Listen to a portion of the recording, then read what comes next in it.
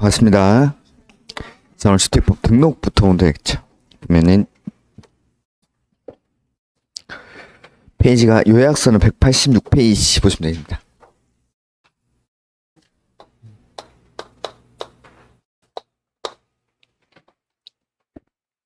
다음 제목이 사업 주체라고 돼 있죠. 저번 주에 했던 게 주택법에서 쓰는 용어들 공부를 했습니다. 그래서 용어 정의에서 가장 중요한 게 세대구 도시형 생활주택, 그다음에 세대구분형 공동주택이라든지 국민주택, 그다음에 주거전용 면적, 국민주택 규모라는 거죠. 그다음에 부대시설이랑 복리시설 이런 것들 구분하는 거, 이런 것들이 이제 주로 내용들이고, 그다음에 이제 주택을 건설을 합니다. 건축법에서는 건물 짓는 사람을 건축주라고 하는데 주택법에서는 사업주체라고 하죠. 그래서 이 사업주체가 되려는 사람은 미리 국장에게 등록을 해야 된다라는 거. 그래서 등록의 요건인데, 등록은 연간, 단독주택은 20호, 공동주택은 20세대, 그 다음에 도시형 생활주택은 30세대, 그 다음에 대지 조성 사업은 1만 제곱미터 이상, 이런 사업을 하려는 자는 미리 국장에게 등록을 해야 주택법상의 사업 주체가 된다라는 거죠. 그래서 사업 주체가 되려는 자, 미리 국장에게 등록을 해야 됩니다. 그 등록 요건이 연간 단독주택은 20호, 공동주택은 20세대, 도생은 30세대, 대지 조성 사업은 1만 제곱미터 이상. 근데 시험에 많이 나오는 건 요거. 등록 안 해도 되는 것들. 그래서 주로 이제 누가 등록을 한다 안 한다 이런 것들이 나오죠. 등록 요건보다는 등록을 하는지 안 하는지 그게 더 많이 나옵니다. 그래서 첫 번째는 국가지자체, 그다음에 주공, 지방공사, 공익법인 이런 사람들은 등록을 하지 않습니다. 그다음에 5번 조합, 그다음에 고용자 이런 사람들도 등록을 하지 않는데, 그냥 안 하는 게 아니라 등록사업자랑 사업을 공동으로 할 때 등록을 하지 않습니다. 그래서 여기 있는 사람들이 등록을 하지 않는 사람들, 국가지자체, 주공, 지방공사, 공익법인, 그 다음에 조합이나 고용자는 등록을 하지 않습니다. 해서 등록을 하는 사람들을 따로 등록사업자라고 부르는데, 그 등록사업자를 크게 두 가지로 구분하면 법인이랑 개인 이렇게 구분할 수가 있는 겁니다. 그래서 법인은 자본금이 얼마 이상이죠? 3억 이상, 개인은 자산평가액이 6억 이상. 그래서 개인은 자산평가액이라고 표현을 합니다. 그 다음에 관련 분야 기술자를 한 명씩 보유를 해야 되고 사무실을 가지고 있을 것. 이게 등록의 요건이다라는 거. 그래서 책을 한번 볼까요? 186페이지.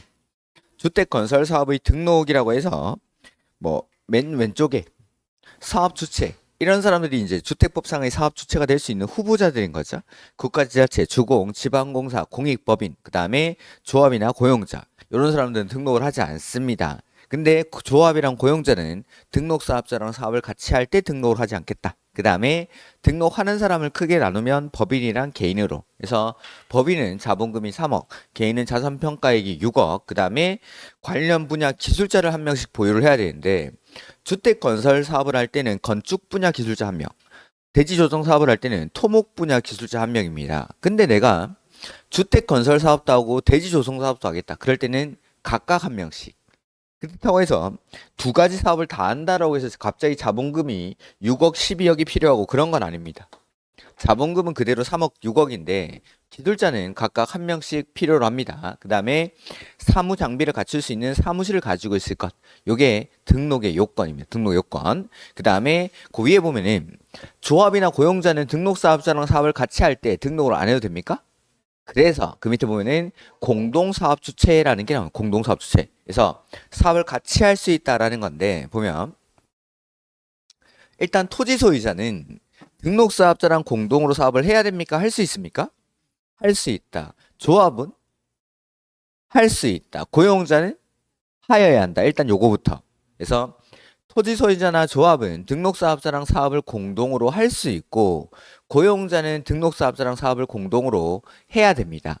이 두 가지 일단 구분하시고, 그래서 토지 소유자는 주택을 건설하는 경우에는 등록사업자와 사업을 공동으로 할 수 있다. 이렇게 사업을 같이 할 때에는 이 사람들을 공동사업 주체로 봅니다. 그러니까 토지 소유자 따로 등록을 안 해도 된다라는 거. 그 다음에 조합 역시 등록사업자랑 사업을 공동으로 할 수 있습니다. 할 수 있다. 이렇게 사업을 공동으로 할 때는 공동사업 주체로 본다라는 거 간주를 합니다. 요때 조합에서는 좀 더 보면 여기 세대수를 증가하지 아니하는 리모델링 주택조합은 제외합니다. 세대수를 증가하지 아니하는 리모델링 주택조합. 그러니까 자 보면 조합이 등록사업자랑 사업을 같이 한다라는 거. 등록사업자에게 등록을 요구하는 거. 그래서 등록할 때는 자본금이 3억, 개인의 자산평가액이 6억, 기술자를 한 명씩 보유를 해야 되고 이런 것들은 이 사람들이 나중에 분양을 하는 주체가 되는 겁니다. 이 사람들이 분양할 수 있는 여력이 있는지를 판단하기 위해서 등록을 할 때는 이런 자격 요건을 갖추라는 건데 여기 보면 세대수를 증가하지 아니하는 리모델링 주택조합. 요거는 100세대의 주택을 리모델링하면 세대수가 증가하지 않으면 얼마가 되죠? 100세대. 분양을 할 게 없는 겁니다. 이런 것들은. 분양의 문제가 발생하지 않기 때문에 이렇게 세대수가 증가하지 아니하는 리모델링 주택조합은 등록사업자랑 사업을 같이 하고 말고의 문제가 아예 처음부터 발생하지 않는다라고 생각하시면 됩니다. 그냥 시공사만 선정해서 공사하면 됩니다. 시공사 선정해서 공사하고 들어가서 살면 되는 거지 등록사업자랑 사업을 같이 하고 말고의 문제가 없다라는 거. 그러니까 리모델링 주택조합이 중요한 게 아니라 앞에 세대수를 증가하지 아니하는 리모델링 주택조합. 그러면 세대수가 증가하는 리모델링 주택조합은 등록사업자랑 사업을 공동으로 할 수 있을까요? 네, 그게 기출문제. 그래서 세대수가 증가하지 아니하는 리모델링 주택조합은 같이 할 필요가 없는데 세대수가 증가하는 리모델링 주택조합은 그것도 조합이니까 주택조합이니까 등록사업자랑 사업을 공동으로 사업을 할 수 있습니다. 그 다음에 여기 등록사업자 뒤에 보면 가로 안에 지자체, 주공, 지방공사를 포함한다라고 돼 있죠? 그래서 조합은 지자체, 주공, 지방공사랑도 사업을 같이 할 수 있습니다. 이렇게 공동사업 주체에 요 사람들이 포함이 된다라는 거. 그 다음에 고용자. 고용자는 등록사업자랑 사업을 공동으로 해야 됩니까? 할 수 있습니까? 하여야 한다라는 거. 그게 차이점. 그래서 토지 소유자나 조합은 등록사업자랑 사업을 공동으로 할 수 있는데 고용자는 등록사업자랑 사업을 공동으로 해야 됩니다. 해서 이렇게 같이 할 때 공동사업 주체로 본다라는 거. 요게 공동사업 주체. 그 다음에 결격사유가 나오죠. 등록의 결격사유입니다. 이런 사람들은 등록을 할 수 없다. 1번부터 4번까지는 역시 또 맨날 나오는 거. 3번까지. 그 다음에 2년이 지나지 않은 자, 집행유예 기간 중에 있는 자. 그 다음에 5번에 보시면은 등록이 말소된 후 얼마죠? 2년이 지나지 아니한 자. 그래서 말소되고 나서 2년이 지나지 아니한 자는 등록을 할 수가 없습니다. 그 다음에 6번 보면은 임원 중에 결격 사유에 해당하는 자가 있는 법인들 이런 사람들로 등록을 할 수 없다라는 거. 그래서 1번부터 4번까지는 항상 나오는 결격 사유고 5번에 등록이 말소되고 나서 2년이 지나지 아니한 자는 등록을 할 수 없고 그 다음에 임원 중에 결격 사유에 해당하는 자가 있는 법인 역시 등록을 할 수가 없다라는 거. 오케이. 그다음에 4번. 요건 나오면 어려운 건데 일단은 시험에 등장을 한 적이 있긴 있습니다. 오케이. 좀 이따 기출문제 볼 건데 여기 나오는 이런 등록사업자들은 사업 주체 즉 시행사가 된 시행사가 근데 이 사람들이 직접 시공까지 하기 위한 요건입니다. 시행사가 직접 시공자가 되기 위한 요건은 이러한 요건을 갖추라는 거. 그래서 보면은 등록사업자가 사업계획 승인을 받아 분양 또는 임대를 목적으로 주택을 건설하는 경우로서 그 기술 능력, 주택 건설 실적 및 주택 규모 등이 다음에서 정하는 기준에 해당하는 경우에는 그 등록사업자를 건설사업자로 보며 주택 건설 공사를 거기 마지막에 밑줄 할까요? 시공할 수 있다. 등록사업자가 시공을 하기 위한 조건, 시공. 해서 첫 번째, 자본금이 얼마죠? 5억, 개인의 자산평가액이 그러니까 등록할 때는 3억, 6억인데 이 사람이 시행을 하기 위해서 시공을 하기 위해서는 5억, 10억이어야 합니다. 5억, 10억. 그 다음에 건설업 기술인을 3명 이상 보유할 것. 아까 등록할 때는 기술자가 몇 명이죠? 1명인데 여기 시공을 하기 위해서는 3명 이상 3명 이상. 그래서 한 명은 건축 분야, 한 명은 토목 분야, 각각 한 명씩이랑 나머지 한 명은 아무나. 이거 상세한 내용이 더 있긴 있는데 그건 그냥 빼버렸습니다. 그 다음에 3번에 최근 5년간 주택 건설 실적이 얼마죠? 100호 100세대. 최근 5년간 100호 100세대 이상일 것. 그 다음에 네 번째 4번 보면은 등록사업자가 건설할 수 있는 주택은 주택으로 쓰는 층수가 몇 개층이야만? 5개층 이하인 주택만 지을 수 있습니다. 그러니까 등록사업자가 시공을 할 때는 원칙 5개층 이하인 주택만 짓습니다. 근데 예외적으로 이 사람들이 6개층 이상인 주택을 지을 수 있는 경우가 있습니다. 그 5개층 이하만 지을 수 있다 그 뒤에 다만 그건 보지 마시고. 그래서 5번에 위사에도 불구하고 다음의 어느 하나에 해당하는 등록사업자는 주택으로 쓰는 층수가 6개층 이상인 주택을 건설할 수 있다 해서 해봤으면 할 수 있습니다. 6개층 이상인 아파트를 건설할 실적이 있는 사람. 그 다음에 최근 3년간 300세대 이상의 건설 실적이 있는 사람은 6개층 이상인 주택을 지을 수 있다라는 거. 그게 두 번째 거. 그게 나온 적이 있습니다. 예. 그 다음에 6번에 주택건설공사를 시공하는 등록사업자는 건설공사비가 자본금 등등등의 법인은 10배, 개인은 5배를 초과하는 공사는 수주할 수가 없습니다. 그러니까 내가 가진 돈의 10배나 5배를 초과하는 금액을 초과하는 10배나 5배를 초과하는 공사는 시공할 수가 없다라는 거. 그 다음에 등록의 말소. 등록을 말소하거나 영업 정지 등의 처분을 할 수 있는 사유들은 되게 많습니다. 그 중에서 우리는 딱 두 가지만 볼 겁니다. 두 가지만. 그래서 반드시 등록 말소하여야 하는 경우가 있는데 첫 번째가 거짓 그 밖에 부정한 방법으로 등록했을 때, 두 번째는 등록증을 대여했을 때, 이럴 때는 등록을 말소하여야 한다. 하여야 한다.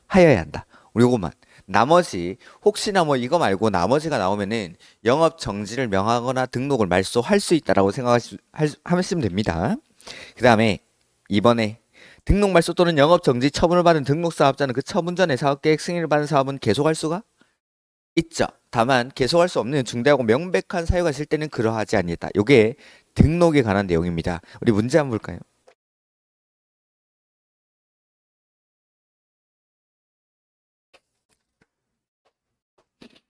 175페이지.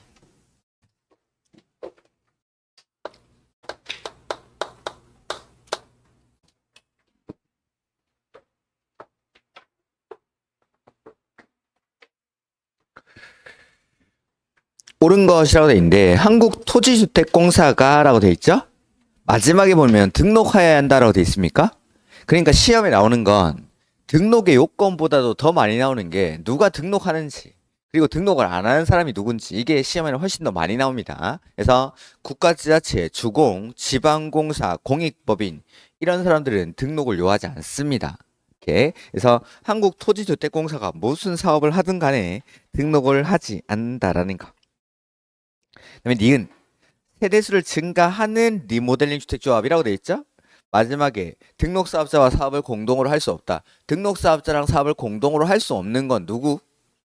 세대수를 증가하지 아니하는 리모델링 주택조합. 이렇게. 그러니까 세대수를 증가하지 아니하는 리모델링 주택조합은 분양의 문제가 발생하지 않기 때문에 등록사업자랑 사업을 같이 하고 말고 이런 문제가 아예 애시당초 없는 겁니다. 그러면 반대로 등록 요거 세대수가 증가하는 리모델링 주택조합은 당연히 사업을 같이 할 수 있습니다. 얘네도 조합이니까. 그 다음에 디귿.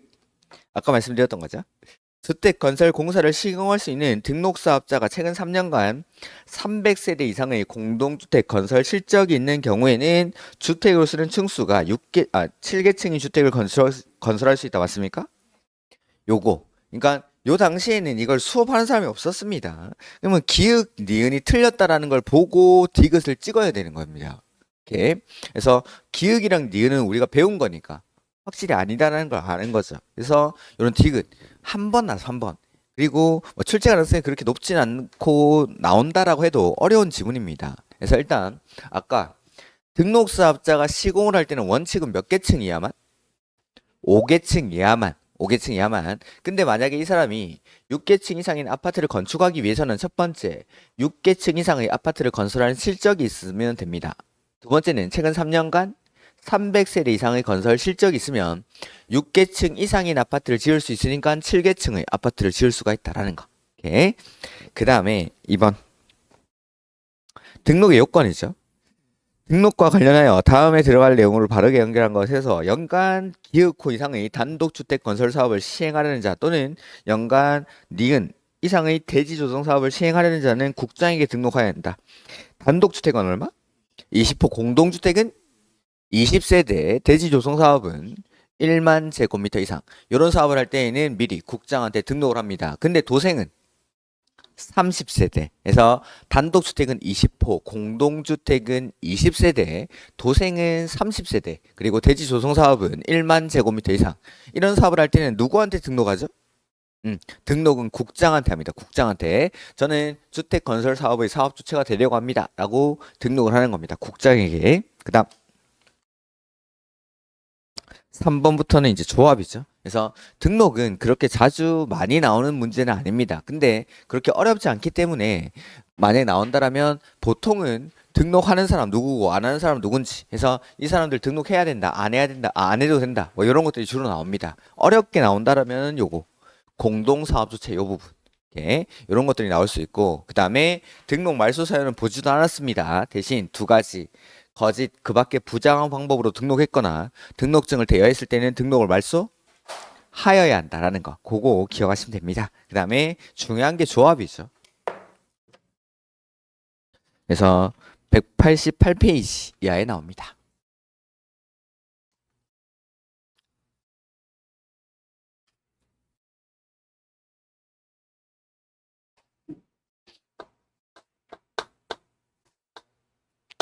자, 일단 종류는 세 가지.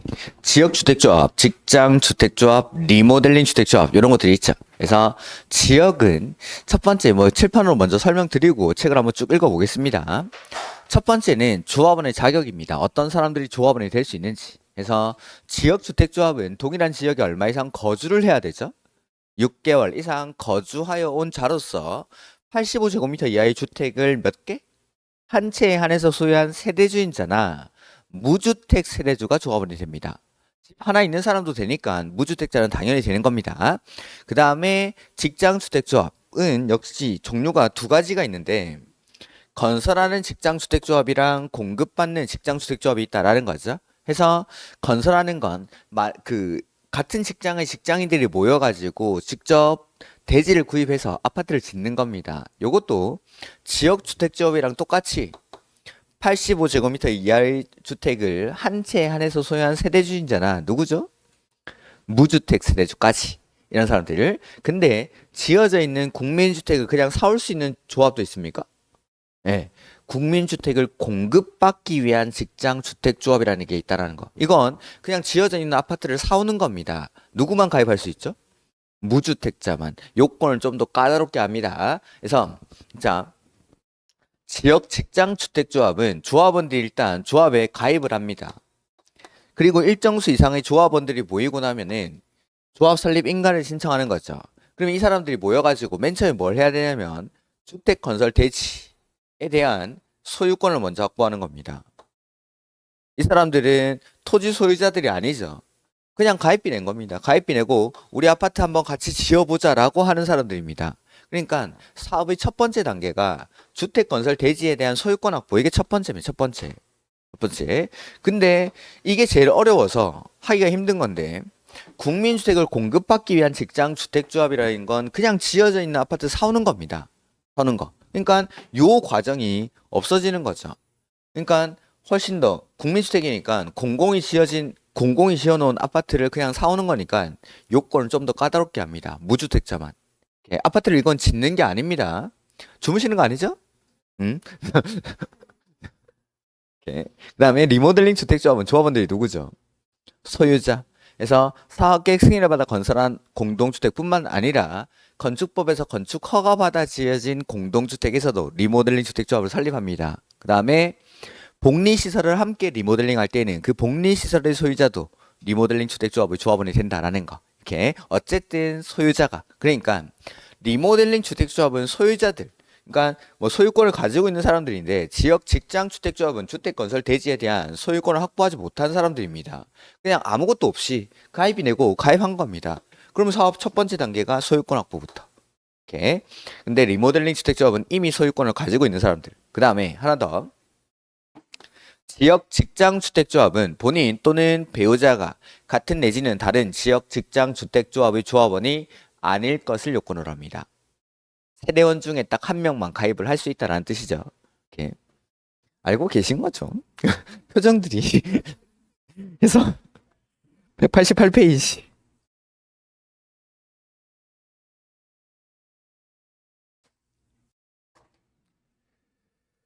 지역주택조합 보면은 주택조합 설립 인가 신청일 현재 지역주택조합 설립 가능 지역 안에 얼마 이상 거주를 해야 되죠.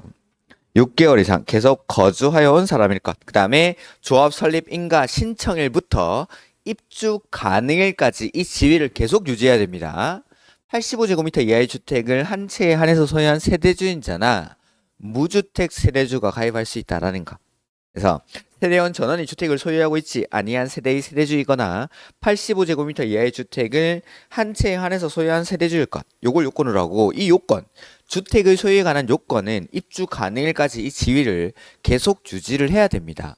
그래서 전에 한번 말씀드렸는데 지역주택조합 이런 거 가입하고 나면은 전입신고 같은 거 잘 해야 됩니다. 잘못 이렇게 세대를 통합했다가는 그 사람이 집을 가지고 있으면은 집이 두 채가 돼버리는 겁니다. 그런 것들.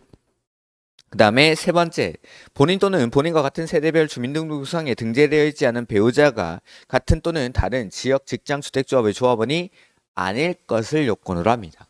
그 다음에 직장 주택조합이라는 게 나왔죠. 위 가로 1의 동그라미 2에 해당하는 사람이 바로 요거. 85제곱미터 이하의 주택을 한 채 안에서 소유한 세대주인자나 무주택 세대주. 근데 다만 국민주택을 공급받기 위한 직장주택조합이라고 되어 있습니까? 이 조합은 누구만? 무주택 세대의 세대주만 가입할 수가 있습니다. 무주택 세대주만. 그 다음에 2번. 조합 설립인가 신청일 현재 동일한 직장의 근로자일 것을 요건으로 합니다. 이건 둘 다. 건설하든 공급하든 동일한 직장의 근로자들이 가입을 하는 겁니다. 그 다음에 직장주택조합도 지역주택조합이랑 마찬가지로 본인 또는 본인과 같은 세대별 주민등록부상에 등재되어 있지 않은 배우자가 같은 또는 다른 직장주택조합의 조합원이거나 지역주택조합의 조합원이 아닐 것을 요건으로 합니다. 이렇게. 그 다음에 리모델링 주택조합은 조합원이 누구라고 했죠? 그래서 1번에 보시면 주택법에 따른 사업 계획 승인을 받은 공동주택에서뿐만 아니라 3번에 건축법에 따라 건축 허가받아 지어진 공동주택에서도 이런 주택법상의 리모델링 주택조합을 설립할 수 있습니다.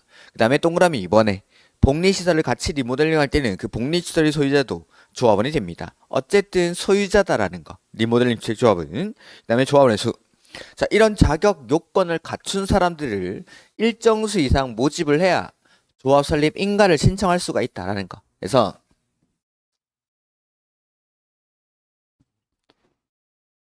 조합원의 수인데 지역 직장 주택조합은 주택 건설 예정 세대수의 얼마 이상으로 하죠? 50% 이상. 50% 이상. 근데 최소 20명 이상. 근데 리모델링 주택조합은 그런 게 필요가 없습니다. 그러니까 아까 건축 허가받아 지어진 공동주택에서도 리모델링 주택조합을 설립할 수 있습니까? 네, 허가받아 지어진 공동주택에서도 리모델링 주택조합을 설립할 수 있습니다. 그럴 때는 조합원이 뭐 세대수가 20세대가 안 될 수도 있다라는 겁니다. 그럴 때는 그 사람들도 리모델링 주택조합을 설립해서 사업을 할 수가 있다라는 거. 이렇게. 그래서 조합원의 수는 주택조합 설립 인가를 받는 날부터 거기 밑줄 하나 할까요? 사용 검사를 받는 날까지. 계속하여 다음의 요건을 모두 충족. 그러니까 아까 조합원의 지위 역시 입주 가능일까지 계속 요구를 해야 되고, 유지를 해야 되고, 조합원의 수도 사용 검사를 받을 때까지 계속 이 숫자를 유지를 해야 됩니다. 그래서 첫 번째 보면은 주택 건설 예정 세대수의 얼마 이상으로 하죠. 50% 이상의 조합원으로 구성할 것. 다만 사업계획 승인 등의 과정에서 세대수가 변경됐습니다. 그러면은 변경된 세대수를 기준으로 그 다음에 넘어가지 마시고 첫 번째 줄 가로 안에 보시면은 설립 인가 당시 사업계획서상의 주택 건설 예정 세대수를 말하되 거기 밑줄 하나 할까요? 임대주택은 포함합니까 제외합니까? 제외. 그것도 밑줄. 임대주택을 제외한다라는 거 한번 해보죠. 우리 지역주택조합은 여기다가 1000세대의 아파트를 지으려고 했습니다. 근데 이 중에 200세대가 임대주택이라고 해보죠. 그럼 임대주택은 포함해야 됩니까? 제외해야 됩니까? 제외. 이거 빼고 800세대의 얼마 이상으로? 50% 이상, 즉 400명 이상으로 구성을 해야 된다라는 거죠. 그 다음에 자 임대주택은 없다고 치고 사업 계획 승인 등을 받는 과정에서 이 주택 건설 지역 주변에 개발 호재가 일어나는 거죠. 그래서 주택 가격이 상승을 하고 있어서 잘 팔릴 것 같아서 우리 세대수를 더 늘리자. 1200세대를 짓자라고 합니다. 그래서 사업계획 승인 등을 받는 과정에서 이렇게 주택 건설 예정 세대수가 변경이 됩니다. 그러면은 변경 전을 기준으로 합니까? 변경 후 기준으로 합니까? 변경된 세대수를 기준으로 하겠다라는 거. 변경된 세대수. 이거에 얼마 이상? 50% 이상. 다만 최소 20명 이상. 근데 리모델링 주택조합은 제외합니다. 리모델링 주택조합은 그것도 188페이지 가로 4번 바로 밑에 가로 안에 있죠. 리모델링 주택조합은 이런 게 주택 건설 예정 세대수라는 게 있을 수가 없는 겁니다. 아파트를 안 지으니까 얘네는 고치는 거니까. 그러니까 집주인들이 다시 들어가서 사는 거지 조합원을 일정 수 이상 모집을 해야 된다 뭐 그런 게 필요가 없는 거죠. 집 고쳐서 집주인들이 다시 들어가서 사는 거니까. 그 다음에 요것도 사용 검사일까지 계속 유지를 해야 되고 가로 5번 조합원 자격의 일시상실이라고 돼 있죠. 주택조합의 조합원이 근무, 질병, 치료, 유학, 결혼 등 부득이한 사유로 세대주의 자격을 일시적으로 상실한 경우로서 시장, 군수, 구청장이 인정하는 경우에는 조합원 자격이 있는 것으로 본다. 그렇습니다. 그래서 내가 감남과 을녀가 결혼을 하는 거죠. 둘 다 세대주였는데 결혼하면서 을이 세대주의 자격을 상실했다라고 해서 이 사람 조합원의 지위까지 잃어버리면 결혼을 안 할 겁니다. 그러니까 이런 사유로 인해서 일시적으로 상실했더라도 시장, 군수, 구청장이 인정하면 조합원 자격이 있는 것으로 본다라는 거. 오케이. 그다음에 조합의 설립이라고 돼 있죠. 자, 이렇게 자격 요건을 갖춘 사람들을 일정 수 이상 모집을 하면 이제 조합을 설립합니다. 조합을 설립하려고 할 때는 시장, 군수, 구청장에게 뭐 받죠? 인가 해서 주택 건설 대지, 소재지를 관할하는 시장, 군수, 구청장의 인가를 받아야 됩니다. 이렇게 인가를 신청하려면 권한은 얼마? 80%, 소유권은 15% 이상을 확보해서 조합 설립 인가를 신청합니다. 이거 둘 다. 또는 아닙니다. 이 둘 다를 확보해야 된다라는 거. 네. 그다음에 리모델링 주택조합도 뭐 봤죠? 리모델링 주택조합도 조합은 인가입니다. 개발법 조합도 인가, 정비법 조합도 인가, 주택법 조합도 인가. 딱 하나 신고하는 게 있습니까? 이거 국민주택을 공급받기 위한 직장주택조합 요거 딱 하나만 신고합니다. 이건 아파트 짓는 게 아니니까 지어져 있는 거 사오는 거니까 그냥 신고만 하면 된다라는 거. 나머지는 인가 받아야 되지만 그래서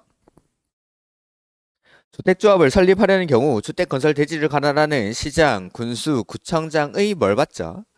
인가. 그다음에 인가받은 내용을 변경할 때도 또한 같겠다. 뭐 똑같은 말이고. 주택을 마련하기 위해서 주택조합 설립 인가를 받으려는 자는 다음의 요건을 모두 갖춰야 된다고 돼 있습니까? 그러니까 이거 둘 다를 확보해야 됩니다. 권은 얼마? 80% 이상, 소유권은 15% 이상을 확보를 해야 됩니다. 네. 그다음에 리모델링 주택조합은 권한이나 소유권을 확보할 필요가 있을까요? 없을까요?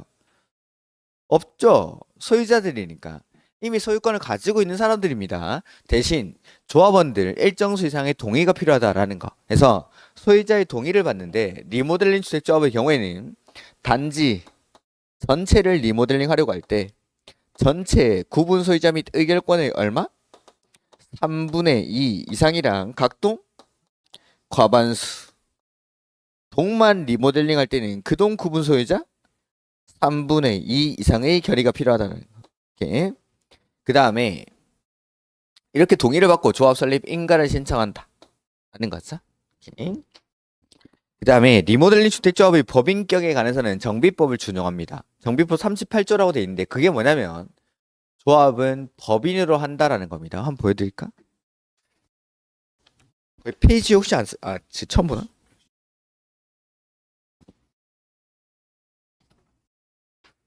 응, 118페이지 가로 5번.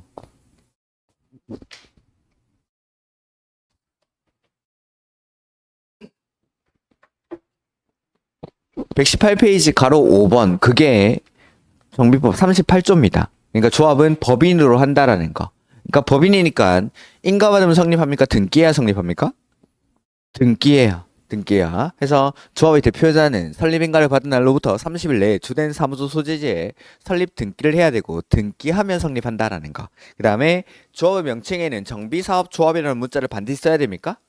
그럼 리모델링 주택조합은 리모델링 주택조합이라는 명칭을 반드시 사용해야 됩니다. 그리고 민법을 준용한다라는 거. 이게 리모델링 주택조합에는 요걸 그대로 준용하겠다라는 거. 그러니까 리모델링 주택조합은 법인입니다. 법인. 법인이라서 인가받으면 성립하는 게 아니라 뭐 해야 되죠? 등기. 그리고 리모델링 주택조합은 반드시 리모델링 주택조합이라는 명칭을 사용해야 됩니다. 근데 지역 직장 주택조합은 법인이 아닙니까? 네, 여기 뭐 등기한다 이런 말이 없으니까, 법인이란 말이 없으니까 얘네는 권리 능력 없는 사단법인이라고 보면 됩니다. 법인이 아닙니다. 지역 직장 주택조합은. 이렇게 그래서 지역 직장 주택조합은 법인이 아니니까 여기는 등기라는 말이 따로 안 나오는 거죠. 등기를 할 필요가 없는 겁니다. 법인이 아니니까. 근데 리모델링 주택조합도 원래는 법인이 아니었는데 얼마 전에 개정을 한 겁니다. 그래서 리모델링 주택조합이 법인격에 관해서는 정비법을 준용하겠다라는 거. 그 내용, 방금 봤던 내용이 정비법 38조입니다. 오케이. 그다음에 5번. 주택조합과 등록사업자가 공동으로 사업을 시행하면서 시공할 경우 등록사업자는 시공자로서의 책임뿐만 아니라 자신의 기책 사유로 발생한 손해에 대해서도 배상할 책임이 있다라는 거. 그 다음에 원래 조합은 인가를 받는데 딱 하나 신고하는 게 있죠. 국민주택을 공급받기 위한 직장주택조합. 요거는 시장, 군수, 구청장에게 신고를 합니다. 그 다음에 시장, 군수, 구청장은 해당 주택건설 대지의 주택조합의 설립 인가 여부를 결정하는 경우 구주택건설 대지가 이미 인가받은 다른 주택조합과 주택건설 대지가 중복되지 아니하게. 그 다음에 조합원의 모집 방법과 탈퇴라고 돼 있는데, 자, 조합원은 아까 자격 요건이 있었죠. 그런 자격 요건을 갖춘 사람들을 일정 수 이상 얼마나 모집해야 되죠? 주택 건설 예정 세대수의 50% 이상을 모집해야 조합 설립 인가라는 걸 신청할 수가 있는 겁니다. 해서 조합 설립 인가를 신청하기 위해서는 조합원을 모집해야 되는데 조합원을 모집할 때는 권한을 얼마나 확보하죠? 50% 이상 확보해서 그 다음에 시장, 군수, 구청장에게 뭐 합니까? 신고하고 방법은 공개 모집. 그래서 조합원을 모집하려는 자는 시장, 군수, 구청장에게 신고를 하고 공개 모집의 방법으로 조합원을 모집합니다. 그리고 조합원을 모집할 때는 권한을 50% 이상 확보를 해야 된다라는 거. 근데 조합원을 충원하거나 재모집할 때에는 신고하지 아니하고 선착순의 방법으로 모집할 수 있습니까? 네, 신고하지 아니하고 선착순의 방법으로 모집할 수 있다라는 거. 신고하지 아니하고 그것도 밑줄 하나 하죠. 다음, 조합원은 조합에다가 탈퇴 의사를 알리고 탈퇴할 수 있습니까? 그리고 탈퇴한 조합원은 비용의 환급을 청구할 수 있습니까? 제명된 조합원은 비용의 환급을 청구할 수 있습니까?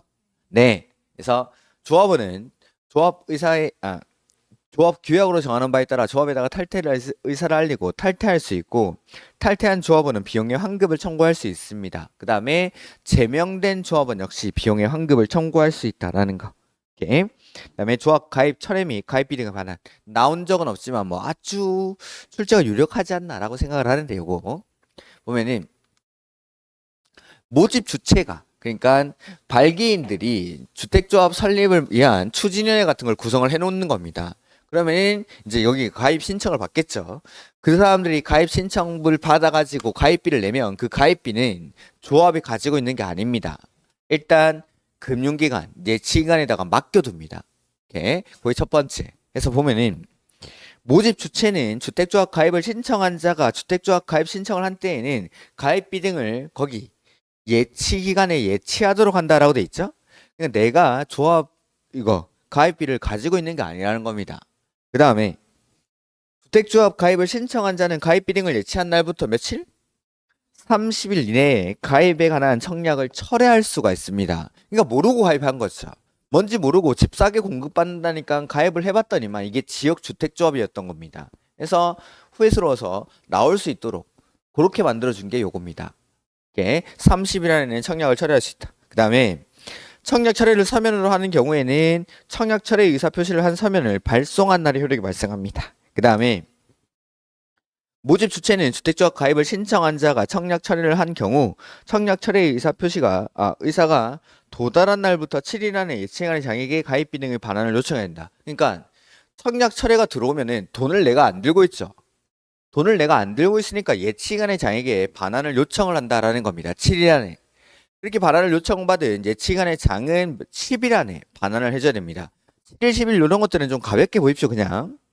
그 다음에 6번 나온다라면 이게 아닐까 싶은데 모집 주체는 주택조합 가입을 신청한 자에게 청약 철회를 이유로 위약금이나 손해배상을 청구할 수가 없다라는 거. 없다라는 거. 그러니까 30일 안에는 아무런 손해 없이 자유롭게 청약을 철회할 수가 있다라는 겁니다.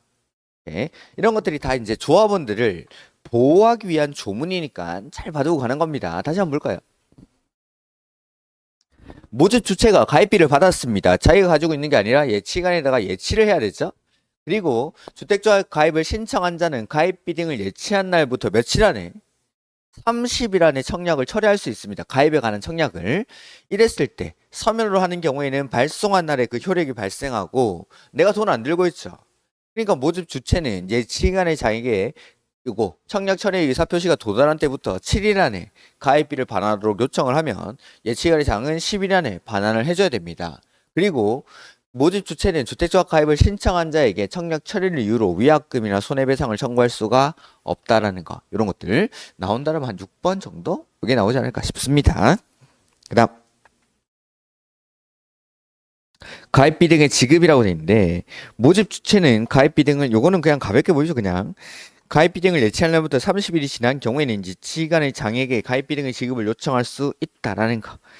그 다음에 이 경우 모집 주체는 국토교통부 용어로 정하는 요청서를 예치간의 장에게 제출해야 된다. 그 다음에 예치간의 장은 요청서를 받은 날부터 10일 안에 신탁업자에게 지급해야 된다라고 돼 있는데 이런 것들은 그냥 가로 2번은 뭐냐면 30일 지난 뒤에 탈퇴라는 겁니다. 그 탈퇴한 사람도 비용의 환급을 청구할 수 있습니까? 그 절차를 말하는 겁니다. 이거는 그냥 가볍게. 그 다음에 5번에 지역 직장 주택 조합원의 교체 및 신규 가입이라고 되어 있죠. 자, 조합원을 교체하거나 신규로 가입하게 하는 거 할 수 있습니까? 없습니까? 안 됩니다. 원칙. 아까 지역 직장 주택 조합원들은 소유자가 아니라고 했죠. 그냥 가입했을 뿐입니다. 가입비 내고. 그러니까 사람들이 모여 있을 뿐입니다. 그 사람들이 가지고 있는 건 아무것도 없는 겁니다. 지금. 그냥 가입비를 내고 우리는 지역주택 조합원입니다라는 지위만을 가지고 있는 거죠. 그러니까 사고 팔고 할 게 없는 겁니다. 그런 사람들은. 그러니까 지역주택조합이나 직장주택조합, 조합원의 교체나 신규 가입 원칙은 안 된다라는 거. 다만 예외적으로 다음의 어느 하나에 해당하는 경우에는 그 예외를 한다 해서 자 하나만 보면은 일단 사업 주체가 모집 주체가 주택조합을 모집한 단계입니다. 모집한 단계라면 이 사람들은 아직 소유자가 아니라는 거. 소유자가. 그러면은 모집하고 나서 조합 설립 인가를 받겠죠. 조합 설립 인가를 받고 나서 뭐 하죠? 사업 계획 승인을 신청해요. 사업 계획 승인. 그러니까 주택조합이 사업을 하는 절차가 대략 이렇게 되는 겁니다. 맨 처음에 일단 조합은 일정 수 이상 모집을 해야 되고 일정 수 이상 모집되고 나면은 조합 설립 인가를 받고 그리고 나서 나머지 주택에 대한 주택 건설 대지에 대한 소유권을 확보한 후에 사업 계획 승인을 신청합니다. 우리 건축 허가 신청할 때 소유권을 확보해야 됩니까? 네. 그럼 사업 계획 승인 신청할 때도 소유권을 확보해야 될까요? 네. 건축법의 건축 허가 대신 받는 게 사업계획 승인이죠. 건물을 건축하거나 대수선할 때는 건축 허가를 받지만 한 번에 짓는 건물의 개수가 단독주택은 30호, 공동주택은 30세대, 대지 조성 사업은 1만 제곱미터 이상. 요거 할 때 주택법에서는 사업계획 승인을 받는 겁니다. 건축법은 건축 허가, 주택법은 사업계획 승인. 사업 시행 계획인가 이거랑 또 다른 거죠. 아시는 거죠? 뭐 실시계획 이렇게 불렀던 거. 도시군 계획 사업에서는 시행자가 정해지고 나면 그 시행자가 사업을 어떻게 할지에 대한 실시 계획을 만드는데 이걸 비슷한 용어가 사업 시행 계획. 그건 사업 시행 계획. 시행자가 만드는 계획. 요거 요 두 개. 요거는 건물 지을 때 받아야 되는 거. 건물 지을 때. 건물을 건축하거나 대수선할 때는 원칙은 건축 허가를 받습니다. 근데 주택법에서 주택 건설 사업이나 대지 조성 사업을 할 때는 사업 계획 승인을 받겠다라는 거. 그러니까 자 조합 설립 인가를 받을 단계에서 이제 조합이 됐죠. 조합 설립 인가를 받으면 조합이 성립하는 거죠. 네, 법인이 아니니까 얘네는 법인이 아니니까. 그러니까 리모델링 주택조합은 법인이지만 지역 직장 주택조합은 법인이라고 안 했죠. 그럼 조합 설립 인가 받으면 조합이 성립한 겁니다. 그런 단계에서도 이 사람들은 아직 소유권을 확보하기 전이겠죠? 그럼 이 조합이 언제 소유권을 확보하죠? 사업 계획 승인을 신청할 때.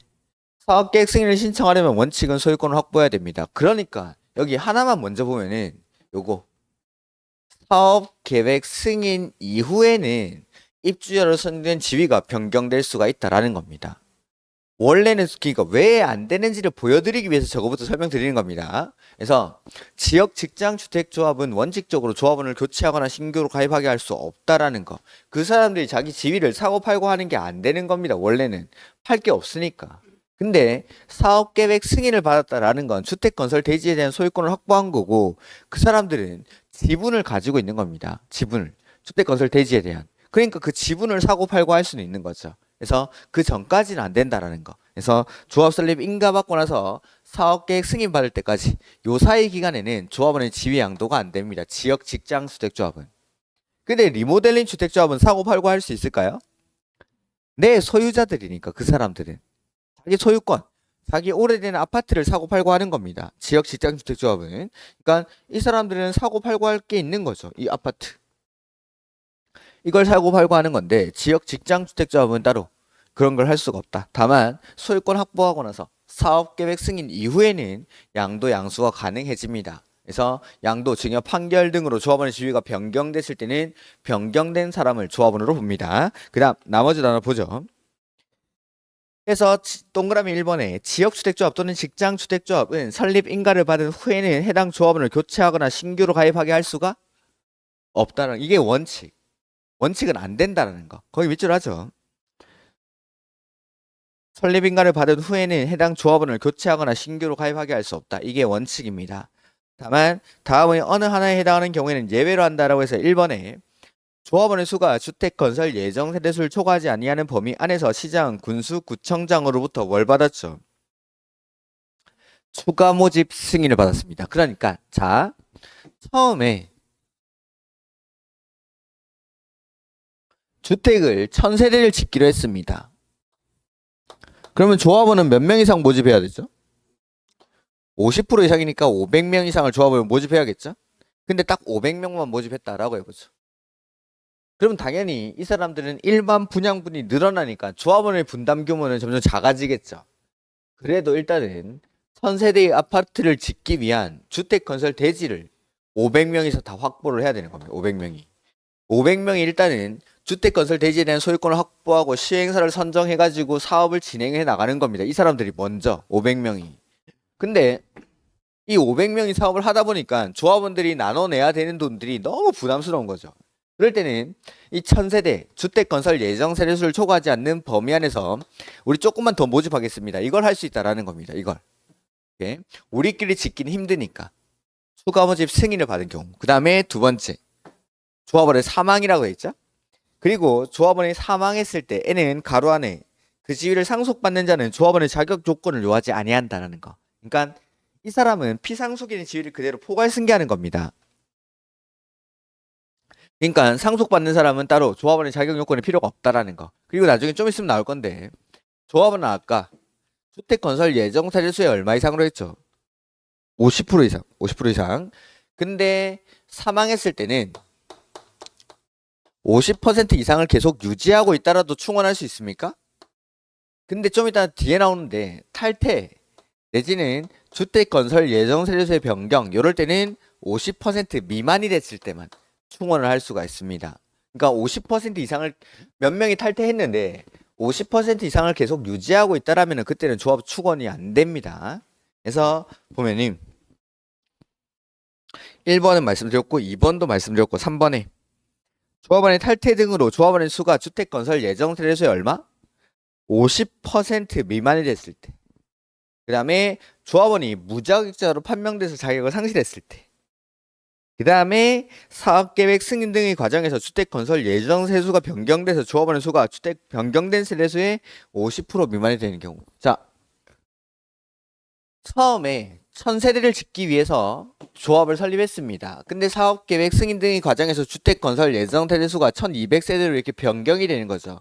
그럼 변경 전 기준으로 합니까? 변경된 세대수를 기준으로 합니까?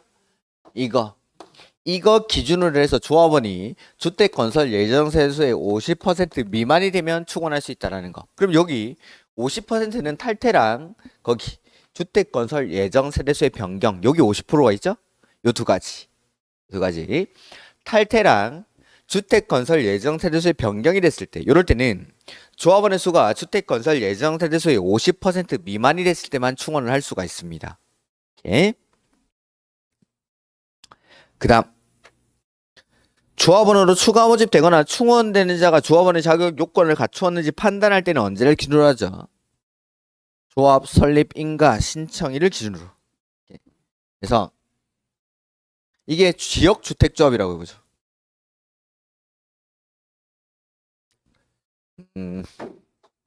여기 최초 조합 설립 인가 신청일입니다. 여기는 조합원을 충원하기 위해서 충원을 하기 위한 요 시점이라고 해보죠. 나는 이 지역에 조합 설립 인가를 신청할 날 당시에는 4개월을 거주하고 있었습니다. 그럼 이 사람 조합원 될 수가 없겠죠. 6개월 이상 거주를 해야 되니까. 근데 충원 당시에는 내가 7개월 정도를 거주했다라고 해보죠. 그러면 이때는 이걸 기준으로 해버리면 원래 조합원이 될 수 없던 사람이 나중에는 조합원이 될 수 있게 돼버리는 겁니다. 그래서 요때 충원할 때를 기준으로 하는 게 아니라 최초 조합 설립 인가 신청할 때를 기준으로 조합원의 자격 요건을 판단해야, 충원되는 사람도 이때를 기준으로 해야 모든 조합원의 권리가 똑같아지는 겁니다. 오케이. 그다음 조합원 추가 모집 승인과 조합원 추가 모집에 따른 주택 조합 변경 인가 신청은 언제까지 해야 되죠? 사업 계획 승인 신청일까지. 그 다음에 임원의 결격 사유 해서 1번부터 4번까지는 역시 또 똑같은 거. 근데 주택법 상의 조합, 요 임원의 결격 사유는 제일 많습니다. 해서 5번에 집행유예뿐만 아니라 선고유예 기간 중에 있는 사람도 임원이 될 수가 없다라는 거. 그 다음에 법원의 판결이라든지 다른 법률에 따라 자격 상실이나 자격 정지된 사람. 그 다음에 해당 주택조합의 공동사업 주체인 등록사업자나 업무대행사의 임직원들, 요런 사람들. 그래서 앞에 개발법에서는 결격사유가 4개가 있었고 정비법에는 5개가 있었고 그 다음에 여기 오니까 좀 많죠? 근데 7번 그것도 자주 나오니까 봐두시고. 그래서 해당 주택조합의 공동사업 주체인 등록사업자 또는 업무대행사의 임직원들, 요런 사람들도 조합의 임원이 될 수가 없다라는 거. 그 다음에 주택조합의 발기인이나 임원이 다음의 어느 하나에 해당하는 경우 해당 발기인은 지위를 상실하고 임원은 당연 퇴직한다라고 돼 있죠? 첫 번째는 자격 요건을 갖추지 못했을 때. 그러니까 아까 자격 이런 게 있었죠. 6개월 이상 거주를 해야 되는데 이사를 가는 겁니다. 아니면은 집이 하나 더 생겼습니다. 무주택자에서 벗어나거나 집을 하나 더 받았습니다. 이럴 때는 자격 요건을 상실한다라는 거. 그러면 어떻게? 발기인은 지위를 상실하고 임원은 당연 퇴직합니다. 당연 퇴임. 그 다음에 발기인 또는 임원이 결격 사유에 해당이 됐을 때도 당연 퇴임. 그래서 개발법은 다음날, 정비법, 주택법은 당연 퇴임. 대부분이 당연 퇴임. 개발법의 다음날이 특이한 거. 오케이. 그다음 지위가 상실된 발기인 또는 퇴임된 임원이 지위 상실이나 퇴임 전에 관여한 행위는 효력을 상실하지 않겠죠. 그 다음에 주택조합의 임원은 다른 주택조합의 임원, 직원 또는 발기인을 겸할 수가? 겸직 금지. 그 다음 저기 아까 잠깐 썼는데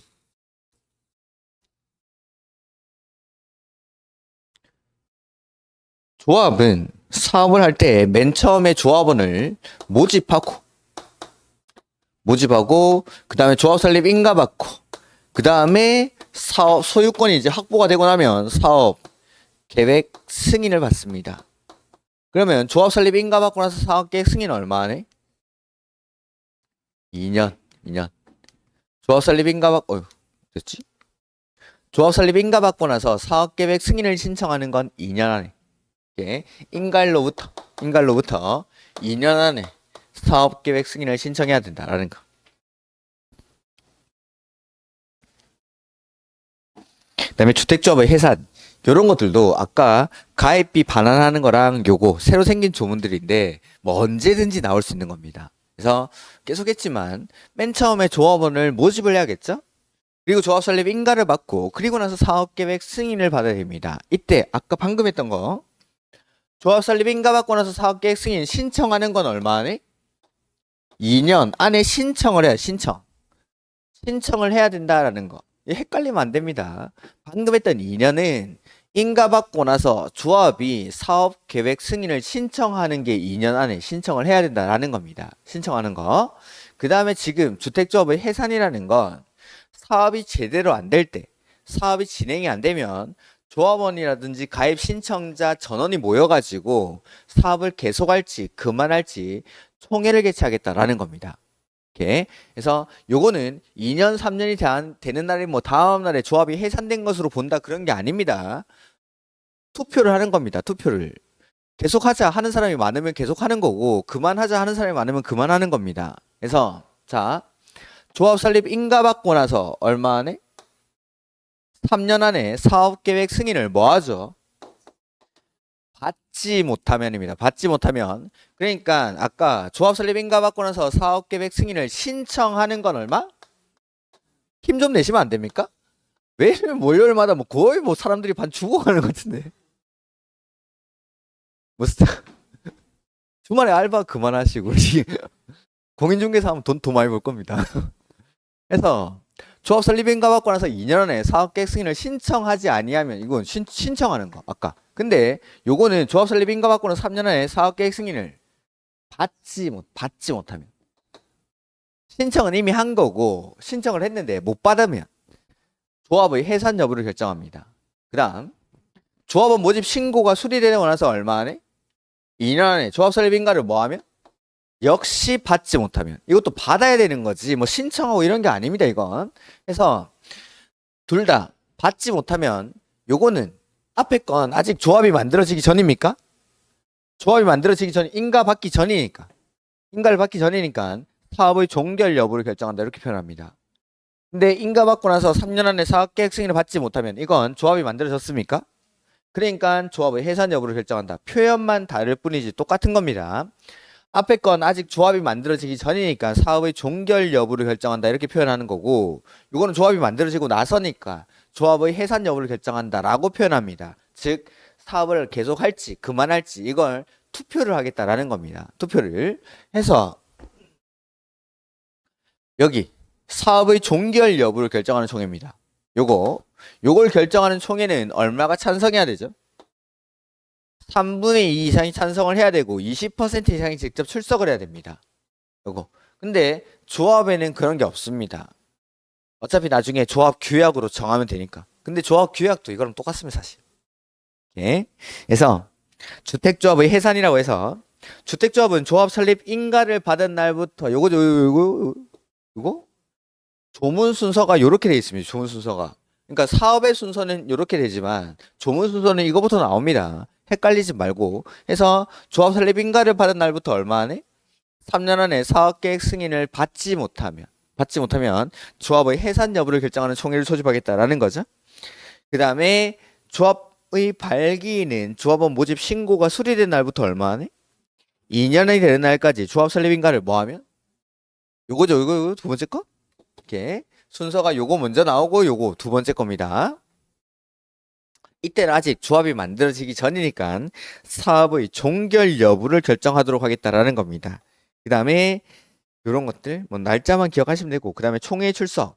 우리 개발법에서 대의원회가 대신할 수 없고 반드시 총회에서 결정해야 되는 것들이 있습니까? 정화나 게임에 정비법에도 그런 게 있었습니까? 주택법에도 그런 게 있습니다. 그래서 여기 보면은 총회 의결하는 경우 조합원 10% 이상이 직접 출석해야 한다. 근데 중요한 거 결정하는 총회는 20% 이상이 직접 출석을 해야 됩니다. 1번에 자, 조합은 정관을 만드는데 주택법상의 조합은 법인이 아니라고 했죠. 규약을 작성, 규약.